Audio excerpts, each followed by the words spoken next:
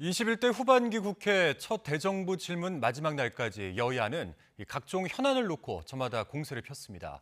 야당은 경찰국 신설 문제와 인사 참사 등을 파고들며 윤석열 정부를 몰아붙였고, 여당은 탈북어민 강제 북송 그리고 알박기 인사 문제로 전임 문재인 정권을 비판했습니다. 조성호 기자입니다.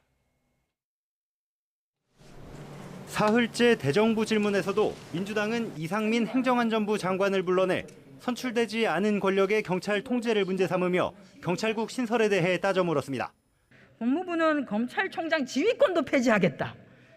예산권도 독립시키겠다라고 하는데, 한쪽에서는 행안부에서는 경찰청장을 반드시 지휘를 좀 해야 되겠다라고 하는 게, 이게 뭔가 좀 앞뒤가 안 맞는 거 아닌가요?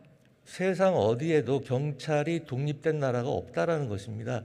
그것이 강요를 통하든 경찰위원회를 통하든. 국민의힘은 문재인 정권에서 경찰의 정치적 중립성과 독립성이 지켜지지 않았다는 비판과 함께 탈북어민 강제 북송 문제로 지난 정부를 집중적으로 겨냥했습니다. 김연철 전 통일부 장관이 탈북어민 강제 북송과 관련해가지고 대한민국 법률 체계에서는 이 사람들에 대한 처벌이 가능하겠냐고 이렇게 반문하면서, 한국 사법 시스템에 당연히 단죄가 가능합니다. 그리고 일반적인 경우 이렇게 여러 명이 있는 연쇄살인 사건이 주장되는 경우에는 증거가 많습니다. 야당은 부실 인사검증과 코로나19 재확산 상황, 자율방역 지침을 지적하며 현 정부를 질타했고, 제청하실 때 인사검증 결과를 보고 받으셨습니까? 제가 그 문제에 대해서는, 이 검증의 문제는 아니, 제청하시는 분이 모르시면 누가 알아요? 국가가 주도하는 방역보다는 민간에 맡기고 국민들이 스스로 자율방역하라, 이런 얘기 아닙니까? 그럼 결국은 국가와 정부 역할을 포기하는 거지 않습니까? 여당은 지난 정권에서 임명한 임기제 고위공무원들 거취를 거듭 압박했습니다.